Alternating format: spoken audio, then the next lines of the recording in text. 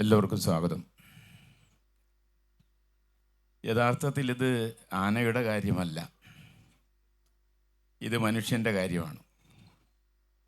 നമ്മൾ ആലങ്കാരികമായിട്ടൊക്കെ പറയുമെങ്കിലും ഇന്ത്യയിൽ എവിടെയും ആന എന്ന് പറയുന്നത് മനുഷ്യൻ്റെ മതചിഹ്നമായും ആഘോഷ ചിഹ്നമായും യുദ്ധവാഹനവുമായും ഒക്കെ പ്രത്യക്ഷപ്പെടുന്നതാണ്. ഇന്നലെ എൻ്റെ പ്രിയപ്പെട്ടൊരു സുഹൃത്ത് എന്നെ വീണ്ടും ഓർമ്മിപ്പിക്കേണ്ടായി. നമ്മൾ എന്തുകൊണ്ടാണ് 1857 യുദ്ധം തോറ്റെന്ന് ചോദിച്ചു എന്നോട്. അപ്പം അത് ആനയായിരുന്നു അതിന് കാരണം എന്നാണ് ചരിത്രകാരന്മാർ എഴുതിയിരിക്കുന്നത്.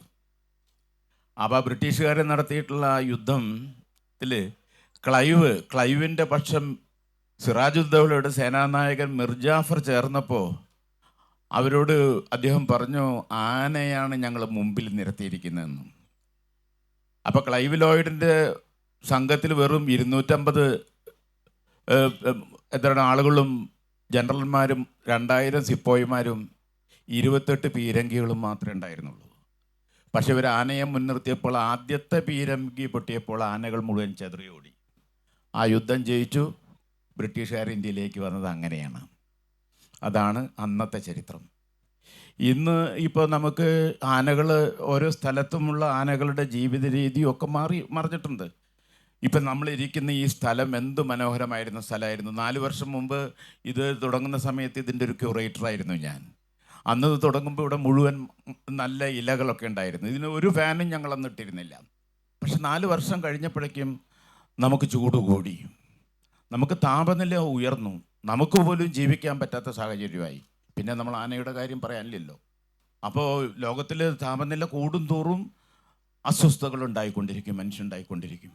ഞാൻ ഈ അടുത്ത ദിവസം എനിക്ക് കിട്ടിയിട്ടുള്ള എൻ്റെ ഒരു സുഹൃത്ത്, അയാൾ ബൊട്സ്വാനയിലാണ് അയാൾ ജോലി ചെയ്യുന്നത്. അയാൾ എന്നെ ബൊട്സ്വാനയിലേക്ക് കൊണ്ടുപോയിട്ടുണ്ട്. അവിടെ കസാന എന്ന് പറഞ്ഞൊരു നഗരമുണ്ട്. ആ നഗരത്തിൽ 90,000 മനുഷ്യരേ ഉള്ളൂ. 90,000 മനുഷ്യർ, 90,000. പക്ഷേ 1,25,000 ആനകളുണ്ട് അവിടെ. 1,25,000 ആനകൾ. ഈ ആനകൾ മുഴുവൻ 300-400 അത്ര അംഗങ്ങളുള്ള ഹെർഡുകളായിട്ടാണ് അവർ പോവുക. ഹെർഡുകളായിട്ടാണ്. അതിനെ നയിക്കുന്നത് പുരുഷനല്ല, സ്ത്രീയാണ്. ഈ ആനക്കൂട്ടങ്ങൾ മുഴുവൻ നിങ്ങളവിടെ നോക്കുമ്പോഴും കാട്ടിലുള്ള ആനയെ നയിക്കുന്നത് മുഴുവൻ ബുദ്ധിമതികളായിട്ടുള്ള സ്ത്രീകളാണ്. പുരുഷനിടയ്ക്ക് വരികയും പോവുകയും ചെയ്യും. അതാണ് ആനയുടെ ചരിത്രം. അപ്പം നമ്മൾ ഇന്നിവിടെ ചർച്ച ചെയ്യുന്ന ഈ വിഷയം, ഈ ചൂട് ഉള്ള കാലാവസ്ഥയിൽ ടെമ്പറേച്ചർ ഇങ്ങനെ ഉയർന്നുകൊണ്ടിരിക്കുന്ന ഈ സമയത്ത് നമുക്ക് 3 പേര് ഈ ചർച്ചയിൽ പങ്കെടുക്കാനുണ്ട്. അതിൽ ഒരാൾ നിങ്ങൾക്കറിയാം, ഇപ്പോൾ ഇവിടെ പരിചയപ്പെടുത്തിയ KP നാരായണൻ. KP നാരായണൻ ഞാൻ കാണുന്ന നാളുകൾ മുതൽ ഉത്സവപ്പറമ്പിലുണ്ട്. 60 കൊല്ലെന്ന് കൃത്യമായിട്ട് കണക്കൂട്ടിക്കോളൂ. നാരായണൻ ആനകളുടെ കൂടെ നിൽക്കുമ്പോൾ ഞാൻ മേളക്കാരുടെ കൂടെ നിൽക്കും. അതാണ് ഞങ്ങൾ തമ്മിലുള്ള വ്യത്യാസം. അത് പെരുവനത്തായാലും കുട്ടനെല്ലൂരായാലും അത് എവിടെയൊക്കെ ആനകൾ എഴുന്നള്ളിപ്പുണ്ട് അവിടെയൊക്കെ നാരായണനുണ്ട്. നാരായണൻ്റെ ഒരു റെക്കോർഡ് അതാണ് അദ്ദേഹത്തിനെ കുറിച്ച് പറയാനുള്ളത്. മംഗലാംകുന്ന് പരമേശ്വരൻ, MA പരമേശ്വരൻ, ഒരു കാലത്ത് 22 ആനകളുണ്ടായിരുന്നു അദ്ദേഹത്തിന്. ഇപ്പം അദ്ദേഹം 4 ആനകളെ വളർത്തുന്നുള്ളൂ. അതുമാത്രമല്ല, അദ്ദേഹത്തിൻ്റെ ഏറ്റവും നല്ല ആനകൾ മംഗലാംകുന്ന് ഗണപതി, മംഗലാംകുന്ന് അയ്യപ്പൻ, മംഗലാംകുന്ന് കർണൻ എല്ലാം വളരെ ഭംഗിയുള്ള ആനകളാണ്. 1976 അദ്ദേഹം ബംഗ്ലാദേശിൻ്റെ അതിർത്തിയിലേക്ക് പോയി, കക്കടയിലേക്ക് പോയി. 1976 അവിടെ ആന വാങ്ങാൻ പോയതാണ് അദ്ദേഹം. പിന്നെയും ഒരു കൊല്ലം കഴിഞ്ഞോ മറ്റാണ് 20,000 രൂപയ്ക്ക് ഒരു ആനയുമായിട്ട് വന്നത്. ഇന്ന് കേരളത്തിലുള്ളൊരു വലിയ ആനത്തറവാട് പരമേശ്വരൻ്റേതാണ്. അതാണ് ഞാൻ പരമേശ്വരനെ ഇവിടെ പരിചയപ്പെടുത്തുന്നത്.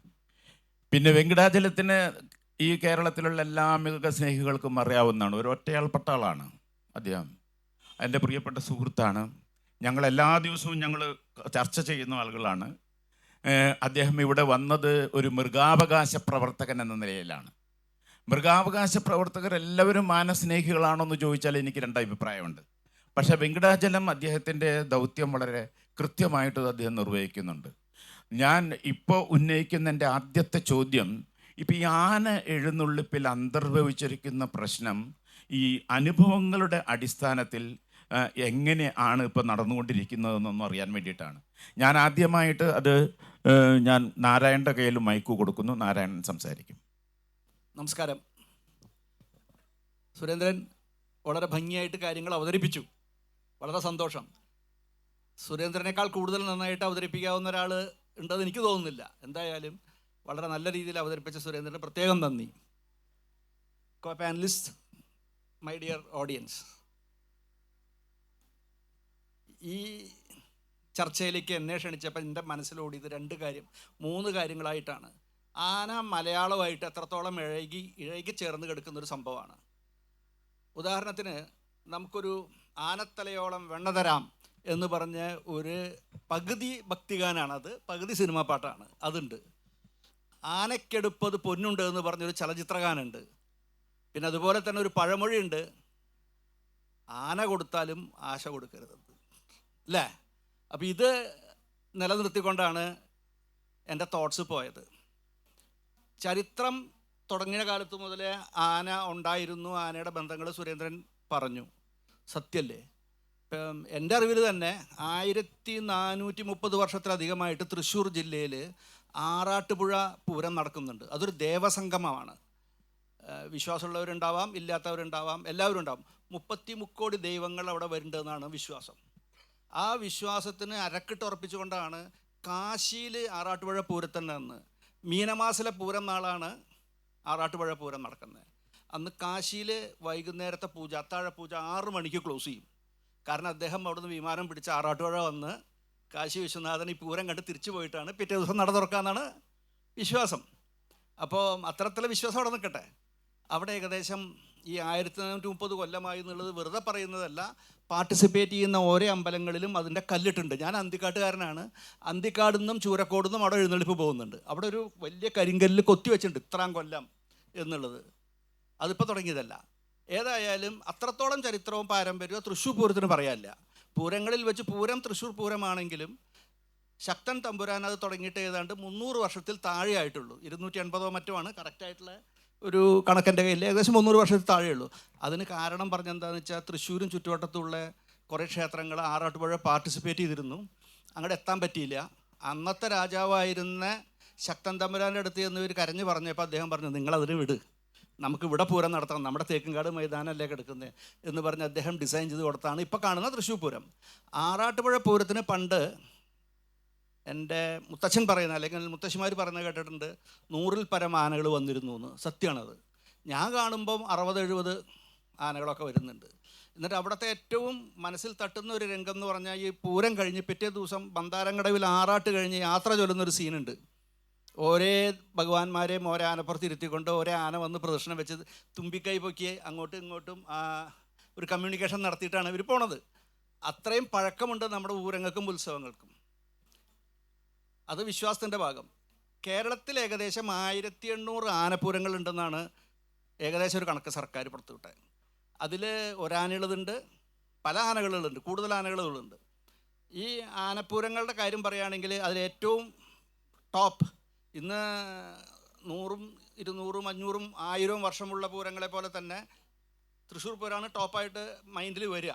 അത് കഴിഞ്ഞപ്പോൾ അടുത്ത കാലത്ത് തുടങ്ങിയ കൊല്ലം പൂരം, അതുപോലെ അടുത്ത കാലത്ത് തന്നെയാണ് കോട്ടയത്ത് തിരുനക്കര ഉത്സവത്തിലെ 15-ഉം 30 ആന എന്ന് വിളിച്ച് 2 സൈഡിൽ നിർത്തിയിട്ടുള്ള പരിപാടികൾ. അതൊക്കെ റീസെൻ്റായിട്ട് തുടങ്ങിയതാണ്. പക്ഷെ പഴയ ക്ഷേത്രങ്ങൾ, ഈ പറഞ്ഞ ക്ഷേത്രങ്ങളിലൊക്കെ നടക്കുന്നിടത്ത് ആനയുണ്ട്, നിറച്ച ആനയുണ്ട്. ആളുകൾ ഭക്തി കൊണ്ടല്ല പൂരത്തിന് വരുന്നതെന്നാണ് എനിക്ക് തോന്നുന്നത്. 90% ആളുകളും വരുന്നത് ആനയെ കാണാനും മേളം കേൾക്കാനും പഞ്ചവാദ്യം കേൾക്കാനും വെടിക്കെട്ട് കാണാനുമാണ്. ഉത്രാളിക്കാവായാലും അതല്ല എന്താ പറയുക, തിരുവില്ലാമല ആയാലും പരിയാനം പറ്റിയായാലും മധ്യ കേരളത്തിലാണ് കൂടുതൽ. എറണാകുളത്ത് അമ്പലത്തിലായാലും തൃപ്പൂണിത്തുറയായാലും ഇരിങ്ങാലക്കുട ആയാലും 15-ഉം 30 ആനപ്പുറത്താണ് അവിടുത്തെ എഴുന്നള്ളിപ്പുകളൊക്കെ. അപ്പോൾ ഇത് നമ്മുടെ സംസ്കാരമായിട്ട് വളരെയധികം ബന്ധപ്പെട്ട് കിടക്കുന്നൊരു സാധനമാണ്. രണ്ടാമത്തെ കാര്യം, ഇതിൻ്റെ ഒരു കമേഴ്ഷ്യൽ ഇമ്പോർട്ടൻസ് ഉണ്ട് പൂരങ്ങൾക്ക്. ഇപ്പോൾ വീണ്ടും തൃശ്ശൂർ പൂരത്തിലേക്ക് പോവുകയാണെങ്കിൽ ഒരു 10 ലക്ഷം ജനങ്ങളെങ്കിലും അവിടുത്തെ കുടമാറ്റം കാണാൻ വരുന്നു വിചാരിക്കുക. ആ 10 ലക്ഷം ജനങ്ങൾ വരുമ്പോൾ ഒരാൾ ഒരു 250 രൂപ ചുരുങ്ങിയ പക്ഷം പൂരപ്പറമ്പിൽ ചിലവാക്കിയാൽ എത്ര കോടി രൂപയായി? മൾട്ടിപ്ലൈ ചെയ്താൽ 2.5 കോടി രൂപയാണത്. പക്ഷേ ആക്ച്വലി അതിൽ കൂടുതൽ അവിടെ മണി ഫ്ലോ നടക്കുന്നുണ്ട് അന്ന്. അതിന് പിന്നെ ടൂറിസം ആംഗിളിൽ വിദേശികൾ വരുന്നു, മറ്റ് ജില്ലകളിൽ നിന്ന് വരുന്നു, മറ്റ് സംസ്ഥാനങ്ങളിൽ നിന്ന് വരുന്നു. കേരള സർക്കാരിൻ്റെ എംബ്ലം തന്നെ ആനയാണ്. അതിനെ മോട്ടിവേറ്റ് ചെയ്യുന്നൊരു കാര്യമാണ് പൂരങ്ങളിൽ ആളുകൾ വരുമ്പം ഇതിൻ്റെ കൾച്ചറും കാര്യങ്ങളും ജനങ്ങളായിട്ട് ബന്ധപ്പെടാനും സംസാരിക്കാനും സാധിക്കുന്നത്. അപ്പോൾ പൂരങ്ങൾക്ക് കേരളത്തിൻ്റെ കൾച്ചറിൽ വലിയൊരു പങ്കുണ്ട്. ഞാനൊരു ആനപ്രേമി എന്ന രീതിയിൽ ഞാൻ വിശ്വസിക്കുന്നു. ഞാൻ നമ്മുടെ ഇപ്പോൾ 4 ആനകളുടെ ഉടമയായിട്ടുള്ള MA പരമേശ്വരനിലേക്ക് പോവുകയാണ്. അപ്പോൾ എനിക്ക് ആദ്യമായിട്ട് എനിക്കും ഒരു ചോദ്യം ചോദിക്കാനുണ്ട്. ഈ ആനയെ നമുക്ക് മെരുക്കാൻ കഴിയുമെന്നെല്ലാവരും പറയുന്നുണ്ട്. പക്ഷേ നമുക്കതിനെ ഇണക്കാൻ കഴിയുമോ, ഡൊമസ്റ്റിക്കേറ്റ് ചെയ്യാൻ പറ്റുമോ എന്നുള്ളതാണ് എൻ്റെ ഒരു ചോദ്യം. എൻ്റെ രണ്ടാമത്തെ ചോദ്യം, ഈ എല്ലാ ആന ഉടമസ്ഥന്മാരും ആനയുടെ ആരാധകരാണെന്ന കാര്യത്തിൽ എനിക്ക് 2 അഭിപ്രായമുണ്ട്. ഇവിടെ ഇരിക്കുന്നവർക്കും 2 അഭിപ്രായം ഉണ്ടാവും.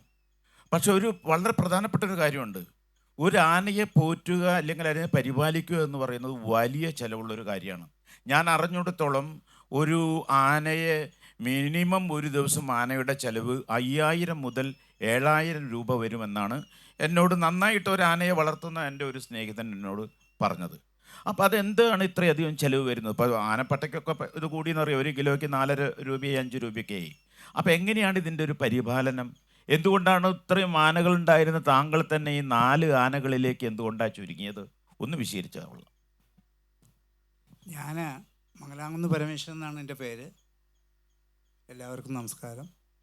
ഞാൻ 1976 ആദ്യമായിട്ട്, എനിക്ക് എൻ്റെ ചെറുപ്പത്തിലെ എൻ്റെ വീട്ടിൽ എൻ്റെ അച്ഛനൊരു കച്ചവടക്കാരനായിരുന്നു. അച്ഛൻ ചെറുപ്പത്തിൽ എൻ്റെ 23 വയസ്സിൽ മരിച്ചു. അപ്പോൾ ഞങ്ങൾ കുറച്ച് 5-8 മക്കളുള്ളതാണ്. ആ കൊല്ലത്തിൽ തന്നെയാണ് ഞാൻ കകട എന്ന് പറഞ്ഞൊരു സ്ഥലത്ത് പോയിട്ട് ബീഹാറിലെ ഒരു ആന വാങ്ങാൻ പോയി. അവിടെ അത് കിട്ടാതെ ബാരാബങ്കി എന്ന് പറഞ്ഞ UP-യിൽ പോയിട്ടൊരു ആന വാങ്ങിയത്. അന്നൊക്കെ ആനകൾക്ക് തുച്ഛമായ വിലയായിരുന്നു. അവിടെ നിന്ന് ഇങ്ങോട്ടാണ് പിന്നെ കുറേ ആനകൾ വന്നു. കുറേ ആനകൾ ഇപ്പം 4 ആനകളേ ഉള്ളൂ. ആനകൾ മനുഷ്യൻ്റെ മാതിരി തന്നെയാണ്. നമ്മളിപ്പോൾ ഇവിടെ 4 ആളിരിക്കുന്നുണ്ട്. ഈ 4 ആളും 4 സ്വഭാവമാണ്.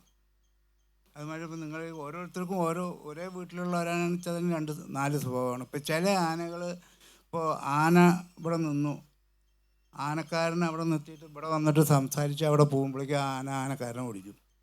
അങ്ങനെയുള്ള ആനകളുണ്ട്. നേരെ മറിച്ച് ആനക്കാരൻ ഇവിടെ നിന്നിട്ട് ശബ്ദം കേൾക്കാവുന്ന ദൂരത്തിൽ പറഞ്ഞാൽ ആന അനുസരിക്കുന്ന ആനകളുണ്ട്.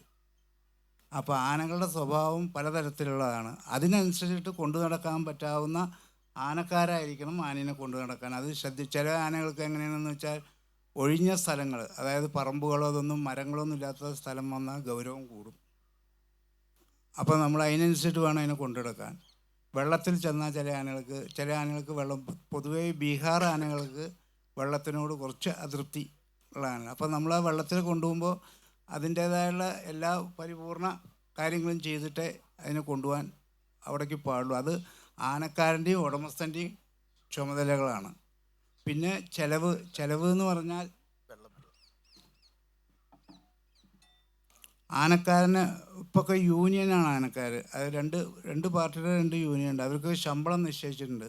30,000, 25,000, 20,000, 40,000 എന്നൊക്കെ പറഞ്ഞാൽ അത് ആനയുടെ ഗ്രേഡും ആനയുടെ സ്വഭാവം വെച്ചിട്ടാണ് ശമ്പളത്തിൻ്റെ വിലപേശൽ വരിക. കുറച്ച് വഴക്കും വയ്യാവേലിയുള്ള ആനകളാണെന്ന് വെച്ചാൽ ശമ്പളം കൂടുതൽ കൊടുക്കേണ്ടി വരും. വഴക്കെന്ന് പറഞ്ഞാൽ കുറച്ച് ഗൗരവമുള്ള ആനക്കാരൻ നിൽക്കണമെന്നുണ്ടെങ്കിൽ. പിന്നെ ഒരു പനമ്പട്ട കിട്ടണമെങ്കിൽ ഇന്ന് ഒരു 120 റുപ്യ 130 റുപ്യ കൊടുക്കാതെ ഒരു പനമ്പട്ട നമ്മുടെ വീട്ടിലെത്തില്ല. ഒരു 20-25 പട്ടെങ്കിലും ഒരു ആനയ്ക്ക് വേണ്ടി വരും. പിന്നെ അതിനുള്ള ചോറ്, പിന്നെ അതിനുള്ള ധാന്യങ്ങൾ, പിന്നെ മറ്റുള്ള മരുന്നുകൾ, ഇതൊക്കെ കൂട്ടുമ്പോൾ 5000-ൽ കൂടുതലല്ലാതെ ഒട്ടും കമ്മി വരില്ല. ചോറ് ദിവസം വീട്ടിൽ നിൽക്കുമ്പോൾ കൊടുത്തേ പറ്റുള്ളൂ. പിന്നെ ഇപ്പോൾ ആനയെ സംബന്ധിച്ചിടത്തോളം ഒരു കൊല്ലത്തിലൊരു 80-ഓ 100-നും 80-നും ഇടയിലുള്ള പരിപാടികളെ എടുക്കാൻ പറ്റുള്ളൂ. ഇപ്പം ഇന്നത്തെ കാലാവസ്ഥയ്ക്കനുസരിച്ച് അങ്ങനെ പറ്റുള്ളൂ. അപ്പോൾ അത് ഒട്ടുമിക്കാലും ഉടമസ്ഥർക്കും അതൊരു നഷ്ട കച്ചവടമായിട്ടാണ് പോകുന്നതെങ്കിലും അതിനോടുള്ള സ്നേഹം കൊണ്ടാണ് 99% ആനയുടമസ്ഥരും ആനയെ നിർത്തിക്കൊണ്ടിരിക്കുന്നത്. ഇപ്പം ഒരു കാര്യം, ഇപ്പം 365 ദിവസവും നമുക്ക് ആനയെ നോക്കാതിരിക്കാൻ പറ്റില്ലല്ലോ. അതിൻ്റെ ഇടയിൽ നമുക്ക് ഉത്സവം എന്ന് പറഞ്ഞാൽ നമുക്ക് ഈ ഫെബ്രുവരി മാർച്ച് മാസങ്ങൾ കഴിഞ്ഞാൽ നമ്മുടെ ഉത്സവത്തിൻ്റെ സീസൺ ഒരു 70 മുതൽ 80 വരെ എഴുന്നള്ളിപ്പുകൾ ഒരു ആനയ്ക്ക് കിട്ടുമല്ലോ. കിട്ടും. അതിൽ ഇപ്പോഴുള്ളൊരു ഈ ഒരു സീസണാണല്ലോ ഏറ്റവും പ്രധാനപ്പെട്ട സീസൺ. അല്ലാത്ത സമയത്ത് ആനകൾ എന്ത് ചെയ്യും? വെറുതെ വീട്ടിൽ കെട്ടിയിട്ട് നിൽക്കും. പുറത്തേക്ക് ഞങ്ങൾ ഇപ്പോൾ ഒന്നായിട്ട് പണി അങ്ങനെയുള്ള പിന്നെ വേറൊന്നിനും ഉപയോഗിക്കാൻ ഇതൊരു ബിസിനസ് സാധനമല്ല. ഇപ്പോൾ ഗുരുവായൂർ തന്നെ നിങ്ങൾ പോയിട്ട് ആന ഏൽക്കാച്ച അതിൻ്റെ മുകളിൽ അവർ രശീതിയുടെ മുകളിൽ എഴുതിയിട്ടുണ്ടാവും ഈ തരുന്ന സംഖ്യ ആനയുടെ ഭക്ഷണത്തിനും പട്ടയ്ക്കും ആനക്കാരൻ്റെ ചിലവിനും മരുന്നിനുമാണെന്ന് അവർ മുകളിൽ എഴുതിയിട്ടുണ്ടാവും. അങ്ങനെയാണ് അവർ. അല്ലാതെ ഇതൊരു ലാഭക്കച്ചവടമായിട്ട് ആരും കൊണ്ടുവരുന്നത് സ്നേഹം കൊണ്ട് തന്നെ കൊണ്ടുനടക്കണം. 1-2 ആൾക്കാർ അതിൽ വേറെ എന്തെങ്കിലും ഉണ്ടാവാം, അത് എല്ലാവരും ഉണ്ടല്ലോ. അല്ലാതെ ഈ ആനകളൊക്കെ കൊണ്ടു നടക്കുന്നത് ഇങ്ങനെയുള്ള ഒരു ഇതായിട്ട് തന്നെ. പിന്നെ ഇപ്പോൾ മുമ്പത്തെ മാതിരി മരപ്പണിക്കൊന്നും ആരും വിടുന്നില്ല, ഞങ്ങളൊട്ടും വിടുന്നില്ല, ആരും വിടുന്നില്ല മരപ്പണിക്ക്. പിന്നെ മറ്റുള്ള കാര്യങ്ങളൊക്കെ ഒന്നും ഈ ആനകളെ ഉപയോഗിക്കാൻ ഇപ്പോൾ നിയമം അതിനെ അനുവദിക്കുന്നില്ല. അപ്പോൾ അതുകൊണ്ട് അതിനൊന്നും വലിയ എഴുന്നള്ളിപ്പ് മാത്രം തന്നെ ഉള്ളൂ. അതുകൊണ്ട് വേണം ഈ കാര്യങ്ങൾ നടന്നു പോകാൻ.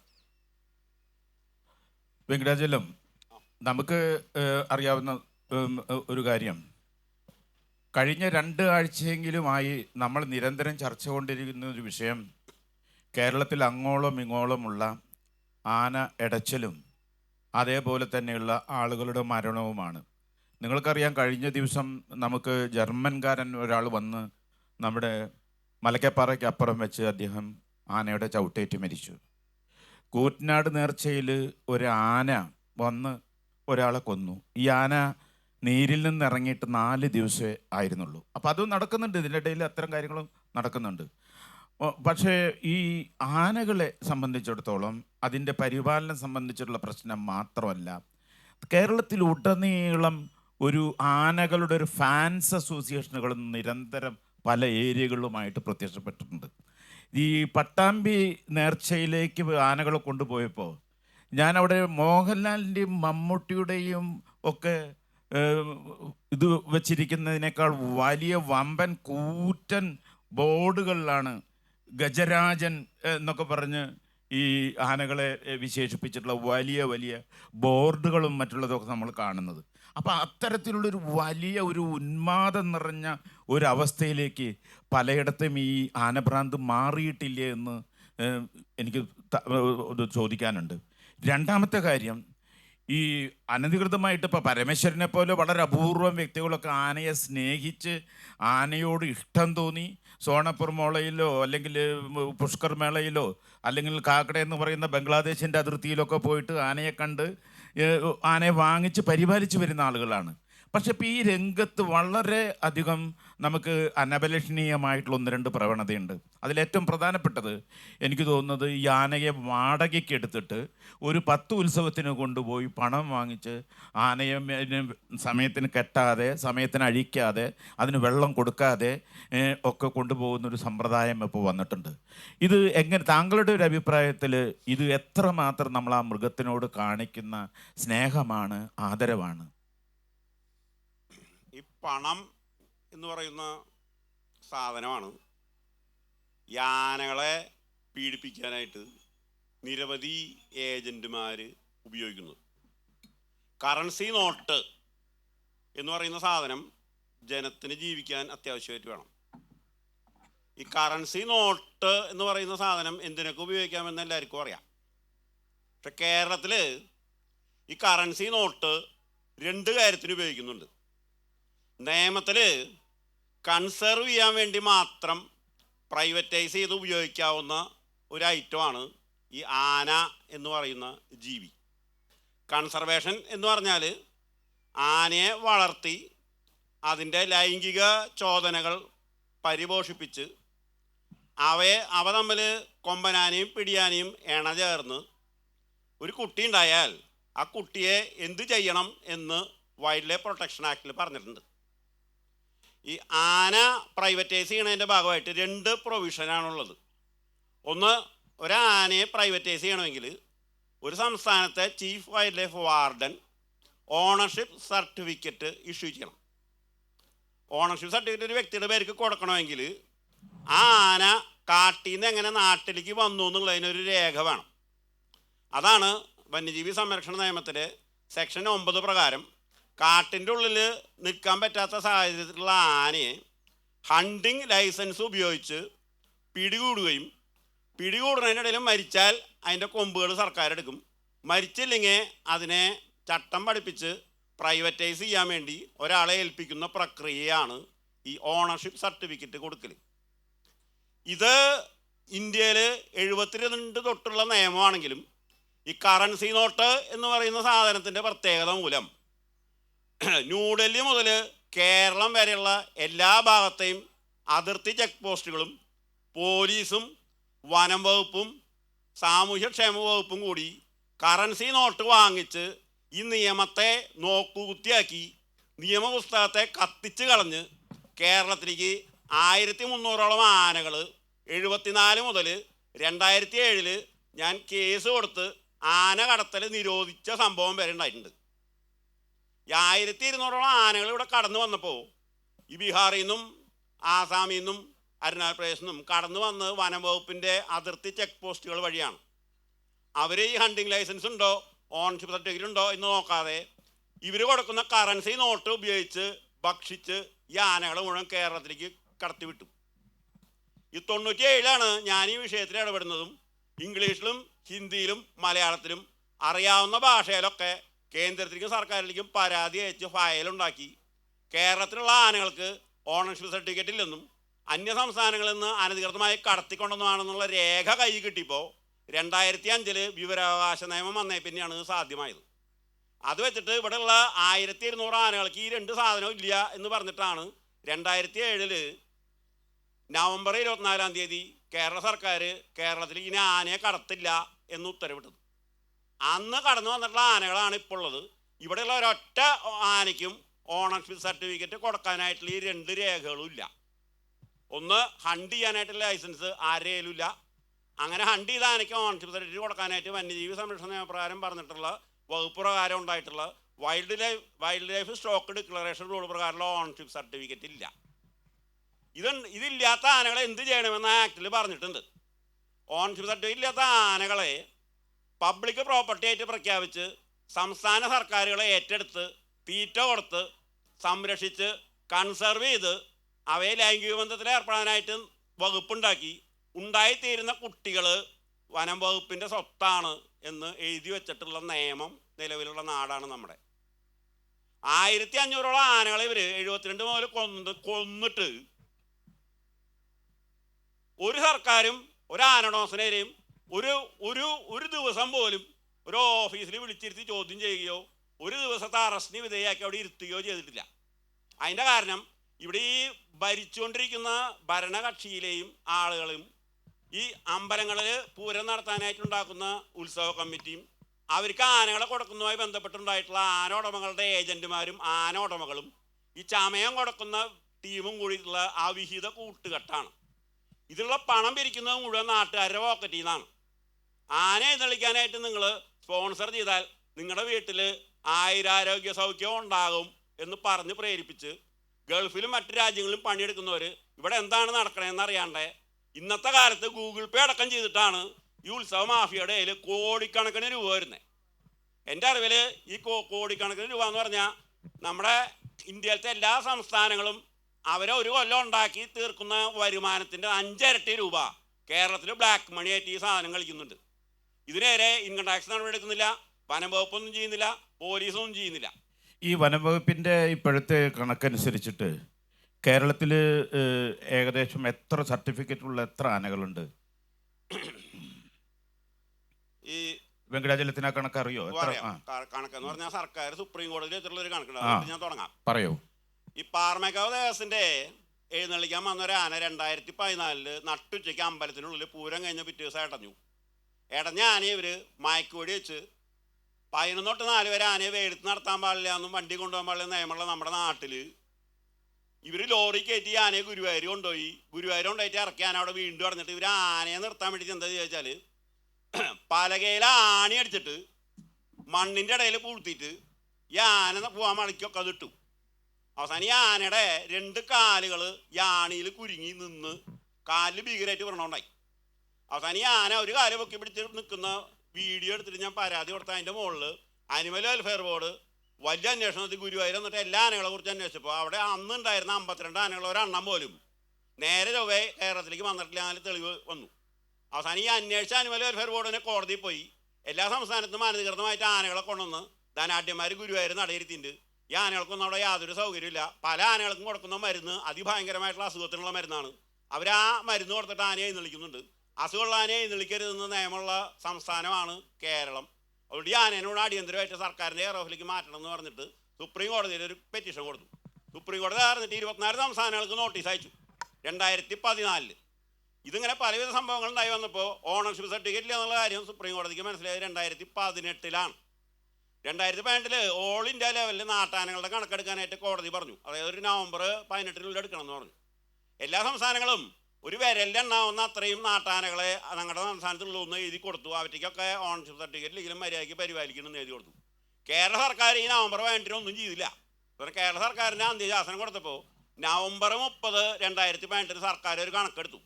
എന്നിട്ട് അവർ പറഞ്ഞു 521 നാട്ടാനകൾ കേരളത്തിലുണ്ട്. അതിൽ 13 വനം വകുപ്പിൻ്റെ ആനകൾക്കും 19 പ്രൈവറ്റൈസ് ചെയ്ത ആനകൾക്കും മാത്രമേ ഓണർഷിപ്പ് ഉള്ളൂ എന്ന് പറഞ്ഞു. അവിടെ ഹൈക്കോടതി സുപ്രീം കോടതി ഞെട്ടിപ്പോയി. ഇതിൽ നടപടിയെടുത്താൽ വരാവുന്ന രാഷ്ട്രീയ പ്രത്യാഘാതവും മതപരമായിട്ടുള്ള വിഷയവും നോക്കിയിട്ട് അന്ന് എടുത്ത ആ കേസ് പിന്നീട് സുപ്രീം കോടതി തൊട്ടിട്ടില്ല. ശബരിമല കേസ് വന്നപ്പോൾ ഇതിൻ്റെ മുകളിൽ കയറിയാൽ എന്താണ്ടാവുക എന്നുള്ളത് സുപ്രീം കോടതിക്ക് പേടി. ഇതിൻ്റെ ഇടയിൽ ഇപ്പോൾ 521 ആനകൾ അന്നുണ്ട് 2018 നവംബർ 30 ഉണ്ട് എന്ന് പറഞ്ഞ സുപ്രീം കോടതി രേഖകൾ സുപ്രീം കോടതിയിൽ ഇരിക്കേ കേരളത്തിൽ ഈ നിയമങ്ങൾ നടപ്പിലാക്കലില്ല എന്ന് പറഞ്ഞിട്ട് ഞങ്ങൾ 2022 സുപ്രീം കോടതിയിൽ ഈ കേസിൽ അയ്യ കൊടുത്തു. അയ്യ കൊടുത്തതിൽ ഞങ്ങൾ പറഞ്ഞു എല്ലാ നിയമങ്ങളും ലംഘിച്ചിട്ടാണ് ആന എഴുന്നള്ളിക്കുന്നത്, ഇത് അർജൻറ്റായിട്ട് നിരോധിക്കണം. അന്ന് 2022 കേസ് കൊടുക്കുമ്പോൾ നവംബർ മാസത്തിൽ 22 ആനകൾ ചത്തുപോയിരുന്നു. ആ കണക്ക് പറഞ്ഞപ്പോൾ സുപ്രീം കോടതി പറഞ്ഞു ആനയെ നിലപ്പ് നിരോധിക്കുന്ന ചെയ്യാൻ പറ്റില്ല. ശബരിമലയുടെ കേസിൽ വലിയ ഇഷ്യൂ ഉണ്ടായിട്ടുണ്ട്, അവിടെ നിങ്ങൾ കൊണ്ടിട്ട് ഹൈക്കോടതിയിൽ കൊടുക്കുന്നു. അപ്പോൾ ഞങ്ങൾ ഹൈക്കോടതിയിൽ 73 കേസുകൾ ഈ വിഷയത്തിൽ പെൻഡിങ് ആണ്. ചീഫിൻ്റെ ബെഞ്ചിൽ ഒരു കേസ് PIL വന്നിരുന്നാൽ അത് കൊല്ലത്തിൽ ഒരിക്കലൊക്കെ എടുക്കുള്ളൂ, വെച്ചാൽ തിരക്കാണ്. ശരിക്കും കേരളത്തിൽ ഇപ്പോൾ വനംവകുപ്പിന്റെ കണക്കനുസരിച്ച് ഒരു 350 ആന ഉണ്ടാവുമോ? ഇല്ല. ഹൈക്കോടതി ഞങ്ങൾ വീണ്ടും ഹൈക്കോടതി സമീപിച്ചപ്പോൾ ഹൈക്കോടതി കണക്കെടുക്കാൻ പറഞ്ഞപ്പോൾ ഈ വനംവകുപ്പ് എന്തൊക്കെയോ നോക്കിയിട്ട് ഒരു കണക്ക് കൊടുത്തതിൽ പറഞ്ഞിട്ടുള്ളത് സുപ്രീം കോടതിയിൽ പറഞ്ഞൊക്കെ വനംവകുപ്പിന് മറന്നുപോയി. അവർ പറഞ്ഞു ഇവിടെ ആകെ 343 ആനകളേ ഉള്ളൂ, അതിൽ 245 ആനയ്ക്കും ഓണർഷിപ്പ് സർട്ടിഫിക്കറ്റ് ഉണ്ടെന്ന് പറഞ്ഞു. ഈ 2 രേഖയും ഹൈക്കോടതിയിലുണ്ട്. ഇപ്പം അതിൻ്റെ മുകളിൽ ഹൈക്കോടതി ജോയിൻ ചെയ്തപ്പോൾ സർക്കാരിന് പറയാൻ മറുപടിയില്ല.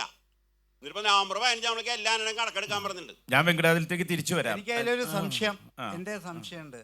ഇദ്ദേഹം എന്ത് കണക്കിൻ്റെ മുകളിലാണ് ഇത് പറയണമെന്നതല്ല. പിന്നെ ഒന്നാമത് ഇവർ സുപ്രീം കോടതിയിൽ പോണു എന്ന് പറഞ്ഞു. സുപ്രീം കോടതിയിൽ പോയാൽ പൈസ ചിലവാകും. ഇവർക്ക് അതിനുള്ള സോഴ്സ് എവിടുന്ന? എൻ്റെ ഒരു ചോദ്യം അതാണ്. ഒന്ന്.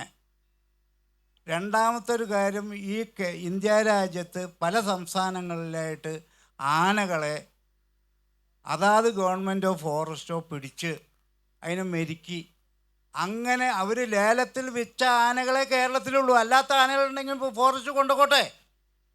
ഏതെങ്കിലും ഒരു സ്റ്റേറ്റ്, ഒന്നില്ലെങ്കിൽ തമിഴ്നാടാവാം, അല്ലെങ്കിൽ കർണാടക ആവാം, അല്ലെങ്കിൽ ബീഹാർ ആവാം, അല്ലെങ്കിൽ UP ആവാം. അവിടുന്ന് നമ്മൾ പോയിട്ട് ഇവിടുത്തെ സാധാരണക്കാരൻ പോയിട്ട് കാട്ടുന്നൊരു ആനയെ പിടിച്ചോണമെന്നിട്ട് അതുപടി ഉണ്ട് എന്ന് പറഞ്ഞാൽ ഫോറസ്റ്റിനാട് കൊണ്ടുപോയിക്കോട്ടെ. അല്ലാത്ത ആനകളെ ഇവിടെ ഉള്ളൂ. അല്ലാത്ത ഈ ഗവൺമെൻറ് വിലയ്ക്ക് വിറ്റ ആനകളെ കേരളത്തിൻ്റെ ഉള്ളിലുള്ളൂ. പിന്നെ 1300 ആകെ ഇവിടെ 2012 നാട്ടാന പരിപാലന ചട്ടം വന്നപ്പോൾ 800 താഴെ ആനകളെ ഇവിടെ കേരളത്തിൻ്റെ ഉള്ളിലുള്ളൂ. 2008 പിന്നെ 2012 വന്നപ്പോഴേക്കും അത് 600 ചില്ലാനായി. ഇപ്പം അത് 350ഓളം നാട്ടാനകളെ ഫോറസ്റ്റിൻ്റെയും ദേവസ്വങ്ങളുടെയും ഒക്കെ പാട് കൂടിയിട്ട് ഇവിടെയുള്ളൂ. പിന്നെ 1000 ആനയുണ്ട്, 2000 ആനയുണ്ട്, ആരിലുണ്ട് എന്നാ പറയുന്നത്. കണക്ക് തരട്ടെ ഓരോ സ്റ്റേറ്റിലുള്ളത്. ഈ 360 സ്റ്റേറ്റിലുള്ളതും പറയട്ടെ അവര്. നമുക്ക് എനിക്കൊരു സംശയം കൂടി, അതും കൂടി പറയട്ടെ. കാരണം ഇവർ പറയുന്നുണ്ട് 1500 ആനേനെ കൊണ്ടുവന്ന് എവിടുന്ന് കൊണ്ടുവരാൻ പറ്റണം? ഇത് കൊണ്ടുവരണമെങ്കിൽ അവിടെ പൈസ കൊടുത്തിട്ടും അല്ലെങ്കിൽ വേറെ എന്തെങ്കിലും ആയിട്ട് ലോറിയിലൊക്കെ കൊണ്ടുവരണം. ഇതിനൊക്കെ കണക്കുണ്ടാവില്ല. പിന്നെ എല്ലാവരും കള്ളന്മാരാണ്, അവിടെ കാശ് വാങ്ങി ഇവിടെ. അപ്പോൾ ഞാൻ പറഞ്ഞ ഈ രാജ്യത്തിലുള്ള ഇന്ത്യ രാജ്യത്തിലുള്ള എല്ലാ ഉദ്യോഗസ്ഥരും ഫോറസ്റ്റിൻ്റെയും റവന്യൂവിൻ്റെ ഒക്കെ കള്ളന്മാരാ. എന്താണിത് പറഞ്ഞതിലുള്ള അർത്ഥമുള്ളത്? നമ്മുടെ കേരളത്തിലുള്ള ഫോറസ്റ്റും മറ്റവരൊക്കെ കള്ളന്മാരാണോ? എന്താണ് ഇങ്ങനെ അധിക്ഷേപിക്കുന്നത്? അതൊരു ശരിയില്ലാത്ത പരിപാടിയാണ്. നമ്മളിൽ നല്ല കുറച്ച് ചെറിയൊരു വിഭാഗം ചിലപ്പോൾ ഉണ്ടായിരിക്കാമെന്നാണ് ഞാൻ പറയുന്നത്, ഉണ്ട് എന്ന് ഞാൻ പറയുന്നില്ല. പക്ഷേ എല്ലാവരും അടിച്ചമർത്തി ഞാൻ പറയണതാണ് ശരി, പിന്നെ ഇവരൊക്കെ എന്നാണ് ഈ ആന പ്രസ്ഥാനത്തേക്ക് വന്നത്? ആന എന്ന് പറഞ്ഞാൽ എന്താണെന്ന് ഇവർ പഠിച്ചിട്ടുണ്ടോ? ആന എന്ന് പറഞ്ഞാൽ എന്താണെന്ന് ഇവർക്ക് അറിയണ്ടേ? എന്നിട്ട് വേണ്ട അത് പറയാൻ. ഈ ആന ഇന്ത്യ രാജ്യത്ത് അല്ലെങ്കിൽ കേരളത്തിൽ വന്ന് 5000-10000 വർഷം മുമ്പുണ്ട്. ഇവിടെ നമ്മൾ യുദ്ധത്തിന് ഉപയോഗിച്ചിരുന്നു, അതിൻ്റെ മുമ്പ് ശ്രീകൃഷ്ണന് ഉപയോഗിച്ചിരുന്നു. പിന്നെ വെള്ളാന എന്ന് പറഞ്ഞ ആന ഉണ്ടായിരുന്നു. അങ്ങനെ വന്നിട്ടുള്ള എല്ലാവരും രാജാക്കന്മാരും മറ്റവരൊക്കെ ഉപയോഗിച്ചു. ഇത് നമ്മുടെ ഒരു അവിഭാജ്യ ഘടകം. പിന്നെ അതുമല്ല, ഈ ആന എന്ന് പറയുന്ന സാധനം നമ്മുടെ ഇവിടെ ഉത്സവം, ഇവിടെ എൻ്റെ കണക്കിലൊരു 10-15 ലക്ഷം ജനങ്ങൾ ഈ വേനൽ സീസൺ കൊണ്ട് ജീവിക്കുന്നുണ്ട്. ആരെയും വരുമാനമില്ലാതെ കച്ചവടം, ബലൂൺ കച്ചവടവും ഐസ് കച്ചവടവും ഇതൊക്കെ ചെയ്തിട്ട് ഈ ആന അങ്ങോട്ട് ഇല്ലാതെ വിട്ട് ഇവരൊക്കെ എവിടേക്ക് പോകുന്നതാണ്? ഈ വാദ്യക്കാരൊക്കെ എവിടേക്കാണ് പോവുക? ഇവരൊക്കെ എവിടേക്ക് പോവും? അപ്പോൾ കുറേ തൊഴിലില്ലാത്തവർ ഇവിടെ ഉണ്ടാവണം. ഇനി ഈ രാജ്യം അധപ്പതിക്കണം, കേരളം എന്നുള്ളതാണ് ഇവർ ആശാച്ചാൽ. അങ്ങനെ നടക്കട്ടെ. മൂന്ന് ചോദ്യത്തിന് ഞാൻ മറുപടി പറയാം. നിങ്ങൾക്ക് ആദ്യം ഒരു എല്ലാറ്റിനും പറയാം. വെള്ളക്കാരൻ ജർമ്മനിക്കാരൻ എല്ലാറ്റിനും പറയാം. എങ്ങനെയാണെന്ന് ചോദിച്ചു. ചോദിച്ചതിനും എല്ലാ കാര്യത്തിനും ഞാൻ മറുപടി പറയാം. അല്ല, ജർമ്മനിയിലെ ആളെ കൊന്നല്ലോ ആന, അതെങ്ങനെ കൊന്നു പറഞ്ഞു കൊടുക്കൂ. ഇങ്ങനെ ആദ്യം ചോദിച്ചത് അതല്ല, ഇത് പറയാം. ഞാൻ ഓരോന്നോരോന്നിട്ട് പറയാം. പറഞ്ഞോളൂ. ഞങ്ങള് സുപ്രീം കോടതി വരെ കേസ് നടത്തുക എങ്ങനെയാണെന്ന് ചോദിച്ചു. ഞങ്ങൾ സുപ്രീം കോടതിയിലേക്ക് മെയിൽ അയക്കണതും പെറ്റീഷൻ അയക്കണതും നിലവിലുള്ള നിയമങ്ങൾ നടപ്പിലാക്കണമെന്നും അത് നടപ്പിലാക്കാൻ സർക്കാർ ഒന്നും ചെയ്യണില്ല എന്നാവശ്യപ്പെട്ടിട്ടാണ്.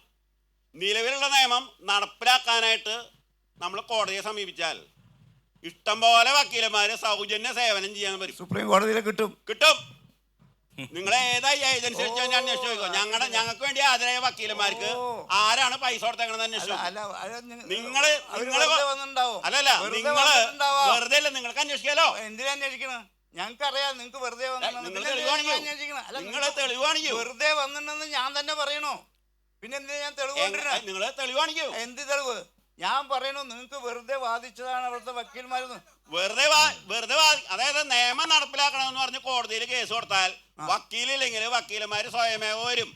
നിങ്ങൾ കേസ് കൊടുക്കാൻ പോകുമ്പോ കോടികൾ വാങ്ങിക്കണതിന് വലിയൊരു കാരണമുണ്ട്. അതെ, നിങ്ങൾ കേസ് വാദിക്കാൻ പോകുമ്പോ ലക്ഷം കോടി വാങ്ങിക്കാൻ കാരണം എന്താ വെച്ചാല് നിയമവിരുദ്ധമായ ഇളവുകൾ തേടിയിട്ടാണ് നിങ്ങൾ കോടതിയിൽ പോണത്.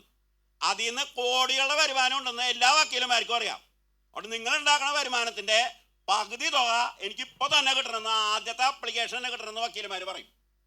അതാണ് നിങ്ങൾ പൈസ ചെലവെന്ന് പറഞ്ഞാൽ നമ്മൾ അത്തരം വിശദാംശങ്ങളല്ലല്ലോ നമ്മളിവിടെ ചർച്ച ചെയ്യുന്ന വെങ്കടാചലം. അതല്ലല്ലോ നമ്മളെ സംബന്ധിച്ചിടത്തോളം പ്രശ്നം. അല്ല, ഒരു മിനിറ്റ് നമ്മളിവിടെ സംസാരിക്കുന്നത്, നമ്മളിത് തർക്കത്തിന് വേണ്ടിയിട്ടല്ലല്ലോ, നമുക്ക് ഇന്നത്തെ ഒരു അവസ്ഥയെ കുറിച്ച് ചർച്ച ചെയ്യാൻ വേണ്ടിയിട്ടാണ്. ഞാനീ പറഞ്ഞ എണ്ണങ്ങൾ മുഴുവനും സുപ്രീം കോടതിയിൽ ഹൈക്കോടതിയിൽ ആർക്കും RTA വെച്ചെടുക്കാവുന്ന സാധനങ്ങളാണ്. ആർക്കും RTA വെച്ച് എണ്ണങ്ങൾ കിട്ടും, എല്ലാ എണ്ണങ്ങളും കിട്ടും. ഹൈക്കോടതിയിൽ ഇങ്ങനൊരു കേസ് നടത്തിയില്ല എന്നുള്ളതാണ് എൻ്റെ ഐഡിയ. എനിക്ക് ഇങ്ങനെ വക്കീല് പറഞ്ഞു കൊടുത്തിട്ടുണ്ടാവില്ല. ഹൈക്കോടതിയിലെ എല്ലാ എണ്ണങ്ങളും RTA വെച്ച ആർക്കും കിട്ടും. ഈ RTA വെച്ചിട്ടാണ് ഞങ്ങൾ ഇവരുടെ എല്ലാ തരികടകളും പൊളിച്ചു കൊടുത്തത്. വെങ്കടാചലം, ഞാൻ തിരിച്ചു വരാം, താങ്കളിലേക്ക് തിരിച്ചു വരാം. നാരായണൻ അത് പറയും, വിശദീകരിക്കും. ഞാൻ പറയാം. അല്ല, എൻ്റെ അഭിപ്രായത്തിൽ ഞാൻ വീണ്ടും ഉത്സവപൂരങ്ങളെ സപ്പോർട്ട് ചെയ്യാനായിട്ട് ഉദ്ദേശിക്കുന്നത് ഈ ചേട്ടൻ പറഞ്ഞ പോലെയുള്ള 10-15 ലക്ഷം ആളുകൾ ജീവിക്കുന്നത്, വാദ്യക്കാർ, കപ്പലണ്ടി വിൽക്കുന്നവർ, ബലൂൺ വിൽക്കുന്നവർ, വെള്ളം വിൽക്കുന്നവരെല്ലാവരും ഈ ഒരു സീസണിലെ 2-3 മാസങ്ങളിൽ ഉണ്ടാകുന്ന വരുമാനം കൊണ്ടാണ് അവരുടെ കുടുംബം തന്നെ കഴിയുന്നത്. അതില്ലാണ്ടാവും ഇതില്ലാതെ ആയിക്കഴിഞ്ഞാൽ. രണ്ടാമത്തെ ഒരു പ്രധാന കാര്യം എന്ന് പറയുന്നത് ഈ കാഴ്ചക്കാർ മാത്രമല്ലല്ലോ ഇതിനകത്തുള്ളത്. ഇപ്പോൾ മിസ്റ്റർ വെങ്കടാചലം, ഒരു ചോദ്യം ഞാൻ നേരിട്ട് ചോദിക്കാം. നിങ്ങൾക്ക് ഫോറിൻ ഫണ്ട് വരുന്നുണ്ടോ? ഇല്ല.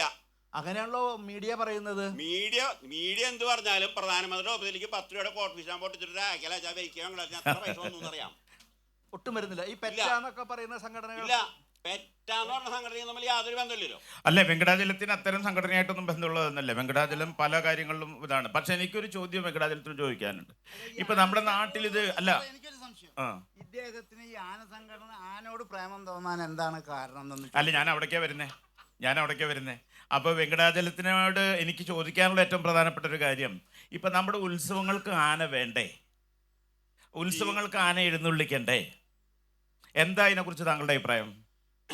ഈ ഉത്സവം എന്ന് പറഞ്ഞാൽ സുപ്രീം കോടതി തന്നെ ശരി വെച്ചിട്ടുള്ളൊരു നിർവചനമുണ്ട്. ഉത്ത് എന്നുള്ള സംസ്കൃത വാക്കും സവ് എന്നുള്ള സംസ്കൃത വാക്കും ഒരുമിച്ച് യോജിച്ചിട്ടാണ് ഈ ഉത്സവം വന്നത്.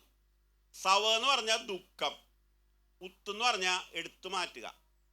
ദുഃഖത്തെ എടുത്തു മാറ്റുവാനായി പഴയ കാലത്തെ ആളുകൾ ആനയെ പിടികൂടി വളർത്തുന്ന ABCD നിലനിൽക്കാത്ത കാലത്ത് ഉണ്ടാക്കി വെച്ചിട്ടുള്ള ഉത്സവ സംഘടന രൂപരേഖയിൽ ആനയുമില്ല, പടക്കമില്ല.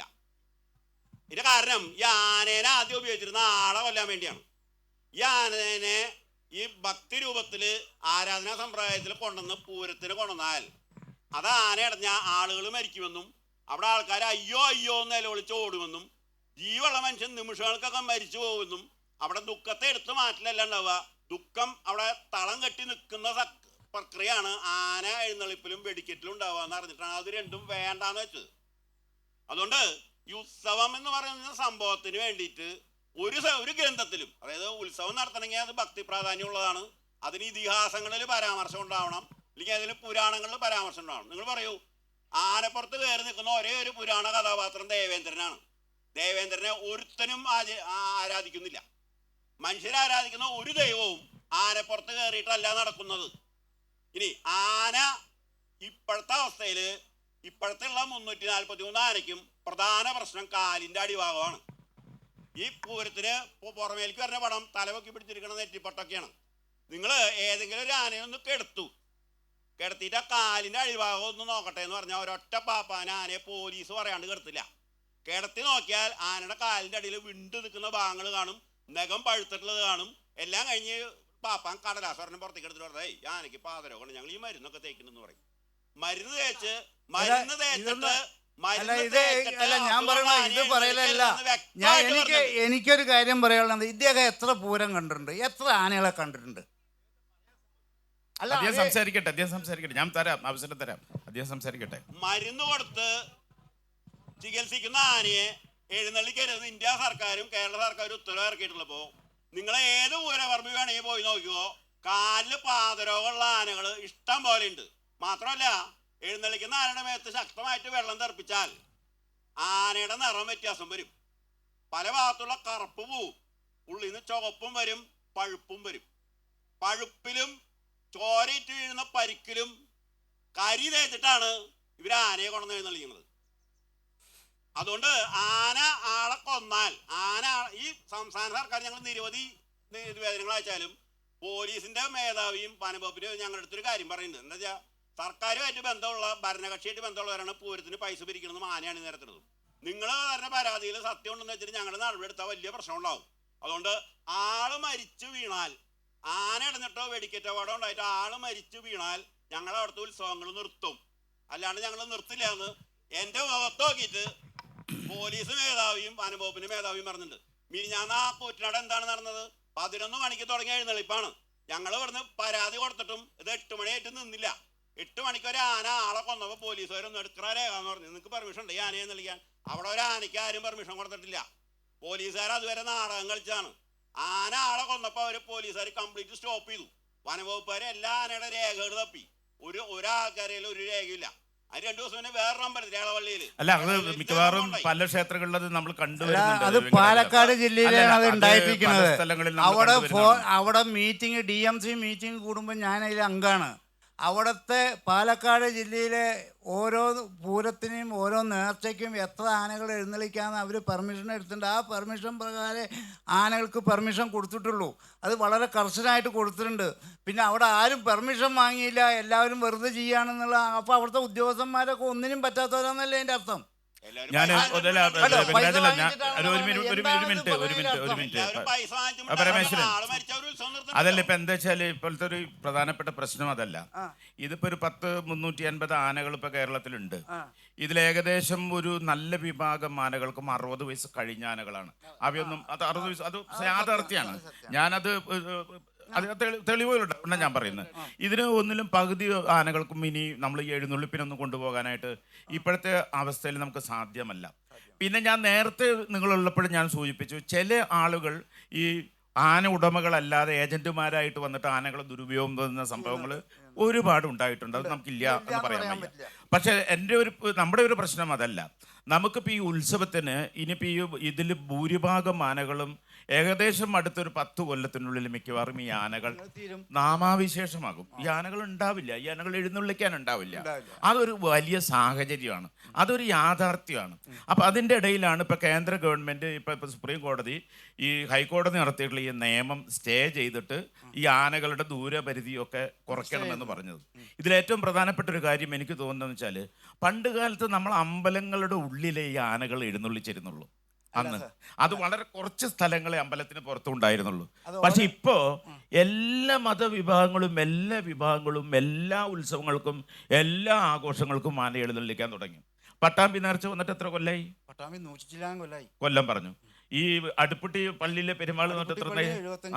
അപ്പൊ ഇത് 100 കൊല്ലം കൊണ്ട് മാത്രമേ ഇതൊക്കെ ഉണ്ടായിട്ടുള്ളൂ. ഈ 100 കൊല്ലം കൊണ്ട് മാത്രമേ എഴുന്നള്ളിപ്പ് ഉണ്ടായിട്ടുള്ളൂ. ഇവിടെയൊക്കെയുള്ള എഴുന്നള്ളിപ്പ് നിങ്ങൾ ഒന്ന് ആലോചിച്ച് നോക്കൂ. ഈ ആനയെ ആളുകൾ കൈകാര്യം ചെയ്യുന്ന രീതി ശരിയാണെന്ന് താങ്കൾക്ക് തോന്നുന്നുണ്ടോ? ഈ പുതിയ തലമുറയിലെ ആളുകൾ വന്ന് ചെരുപ്പിട്ട് ആനപ്പുറത്ത് കയറി ആനയ്ക്ക് സ്വൈരമായിട്ട് നിൽക്കാനും അതിന് വെള്ളം കുടിക്കാനോ സൗകര്യം ഇല്ലാത്ത ഒരുപാട് പ്രവൃത്തികൾ ഈ ആളുകളുടെ ഭാഗത്തു നിന്ന് ഉണ്ടാവുന്നുണ്ട്. ഒന്ന്.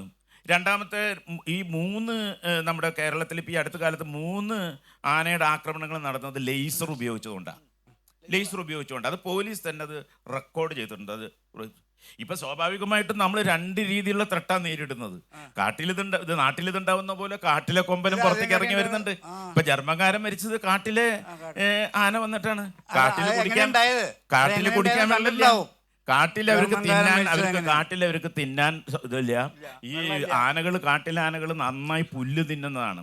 പിന്നെ അവരുടെ പലതരത്തിലുള്ള രോഗങ്ങളൊക്കെ മാറുക മരത്തിന്റെ തൊലി, നീർമരുതിന്റെ മരത്തിന്റെ തൊലിയൊക്കെ തിന്നിട്ടാണ് അവരവരുടെ തൊട്ടറവാടിയൊക്കെ തിന്നിട്ടാണ് അവരവിടെ പോറ്റുന്നത്. അവർക്ക് അത് വളരെ സ്വാഭാവികമായിട്ടുള്ള ഭക്ഷണമാണ്.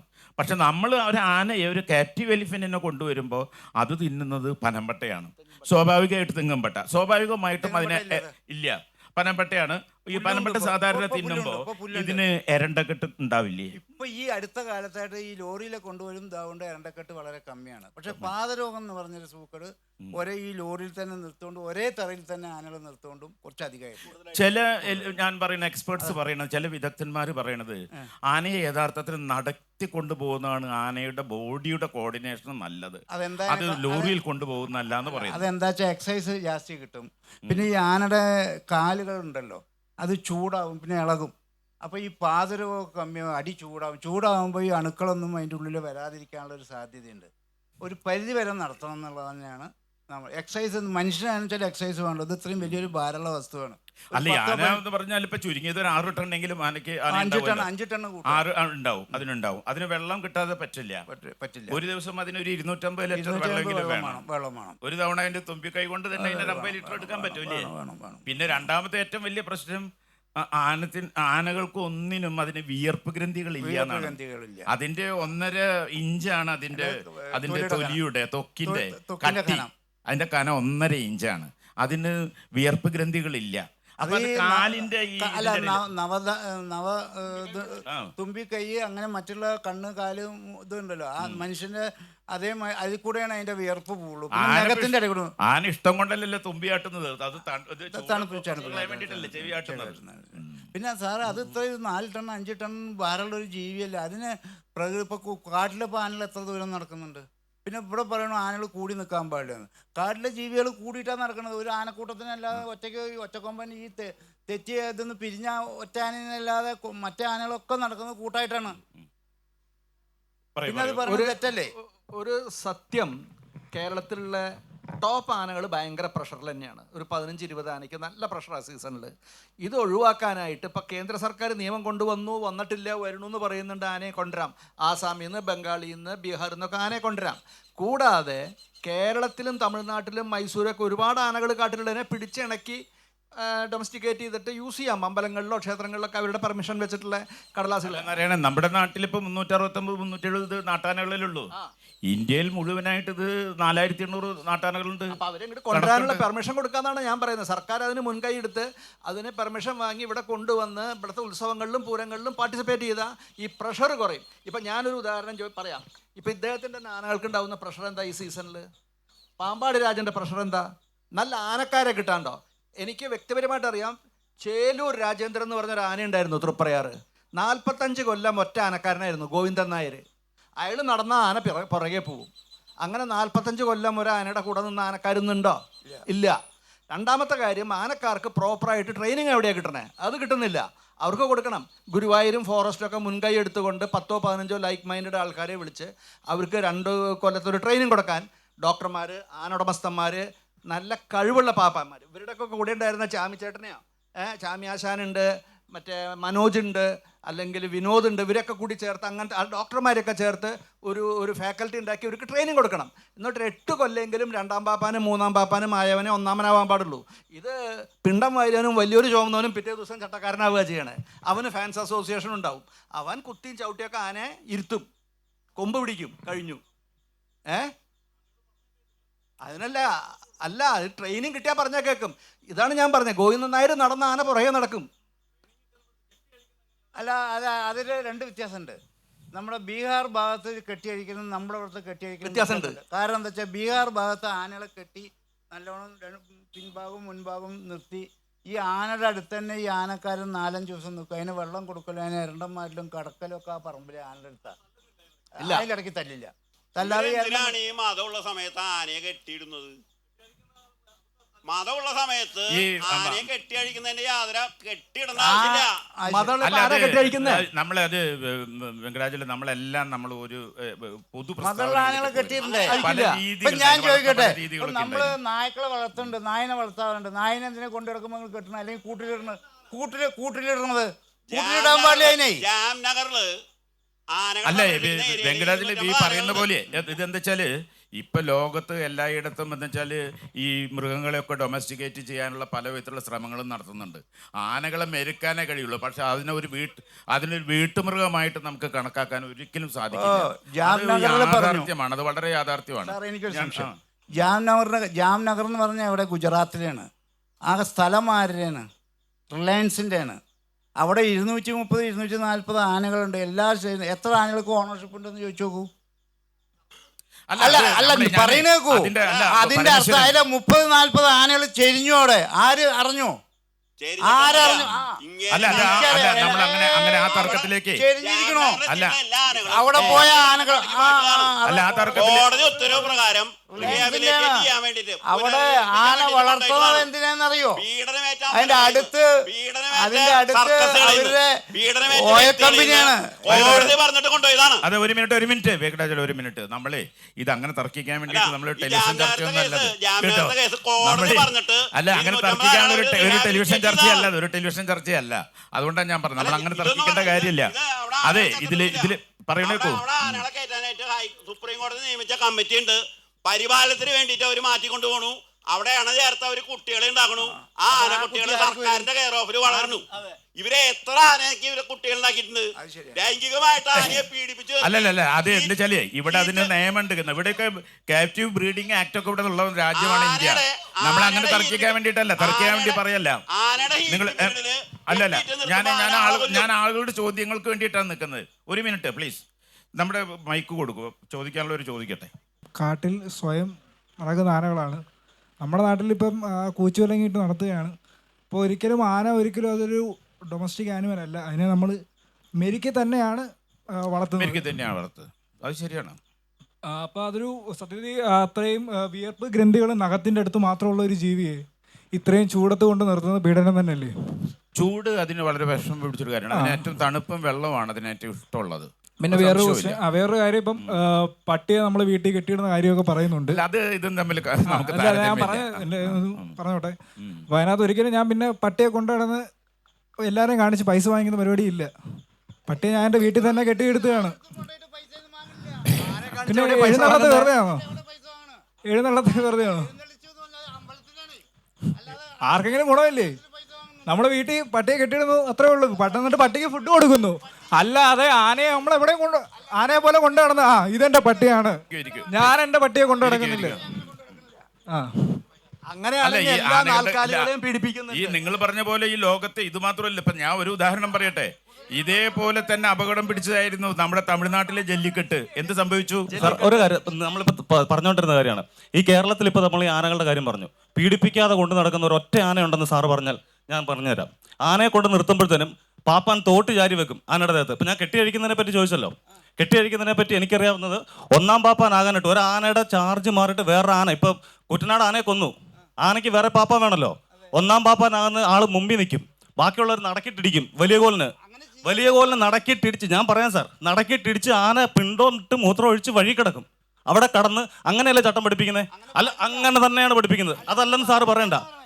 ഈ ആന എഴുന്നേൽക്കാൻ നിൽക്കുന്ന ആനയുടെ അടുത്ത് കോല് ചാരി വെച്ചിട്ട് പോകും. തോട്ടി ചാരി വെക്കുന്ന തോട്ടി താഴെ ഇടാതെ ആന നിൽക്കും. എന്താ കാര്യം? തോട്ടി താഴെ വീണാൽ പാപ്പാൻ അടിക്കും ആനക്കിട്ട്. സാർ, പീഡിപ്പിക്കപ്പെടാതെ അതിഭീകരമായിട്ട് മർദ്ദിക്കാത്ത ഒരൊറ്റ ആന കേരളത്തിലുണ്ടോ? ഒരാനെങ്കിലും അങ്ങനെ കൊണ്ടു നടക്കണ്ടോ? സാറിന് ആന ഉൾപ്പെടെ ഒരാന പോലും ഇല്ല. ഇപ്പൊ ഇല്ല സാറ് തർക്കിക്കേണ്ട. ഈ നിൽക്കുന്ന ആൾക്കാർ നമ്മൾ ആരും ഈ ആനയെ കാണാത്ത ആൾക്കാരൊന്നുമല്ല. ആന ഇല്ലെന്ന് കരുതി ഇവിടെ ഈ പറഞ്ഞ ഉത്സവത്തിലുള്ള ആൾക്കാർക്കൊന്നും ആർക്കും ഒന്നും സമ്മതിക്കുന്നില്ല. സന്നിധാനത്ത് എത്ര ആന ഉണ്ടായിട്ടാ ശബരിമലയിലെ ആയിരക്കണക്കിന് ആൾക്കാർ ജീവിക്കുന്നത്? ആന ഇപ്പോൾ എത്ര ആന വരുന്നുണ്ട് സാർ? ആനയെ കാണാൻ അവിടെ ശബരിമല ആരെങ്കിലും പോകണ്ടോ? ഒരിടത്തും പോണില്ല. ഇപ്പൊ തൃശ്ശൂർ പൂരപ്രേമികൾ ഇങ്ങനെ ആന ഉണ്ടെന്ന് പറയും. അതല്ലാത്ത ആന ഇല്ലെങ്കിലും മേളക്കാരുണ്ടെങ്കിലും പൂരം നടക്കും. ഉണ്ടാവും സാർ. നിങ്ങൾ ഞാൻ ചോദിച്ചതിന് ഒറ്റ മറുപടി പറഞ്ഞാൽ മതി. പീഡിപ്പിക്കാതെ ഒറ്റ ആനയെ കൊണ്ട് നടക്കണ്ടോ കേരളത്തില്? ഞാൻ ചോദിക്കട്ടെ, കാളയും പശുവിനെയൊക്കെ പീഡിപ്പിക്കുന്നില്ലേ? അങ്ങനല്ലല്ലോ. അതേപോലെ ഒരു ജീവിയല്ലേ? അപ്പോ ഇത് കരടി ഉണ്ടായിട്ടുണ്ട്, സിംഹവും കരടിയൊക്കെ ഉണ്ടായിട്ടുണ്ട്. ഇപ്പോഴും ലോകത്ത് എത്രയോ കരടിയെയും സിംഹത്തെയും ഒക്കെ വളർത്തുന്നുണ്ട്. അതും ഇതിന്റെ ഭാഗം തന്നെയാണ്. ഇതൊക്കെ കാണുന്നത് ഒക്കെ ശരിയാണ്. അപ്പൊ നമ്മുടെ വിഷയം അതല്ല. നമ്മൾ പറഞ്ഞത് ആനയെ പരിപാലിക്കുന്നവര് കേട്ടോ, ഈ വിഷയത്തിൽ ആനയെ പരിപാലിക്കുന്ന ആളുകൾ കേട്ടോ, ആനയെ പൂർണ്ണമായിട്ട് ആനയെ പരിപാലിക്കുന്നവർ അതിന് തയ്യാറാവണം. ഈ 350 ആനകൾ അവസാനിക്കുന്നവരെ. അത് മാത്രമേ എനിക്ക് പറയാനുള്ളൂ. ചർച്ചയിൽ പങ്കെടുത്ത എല്ലാവർക്കും നന്ദി.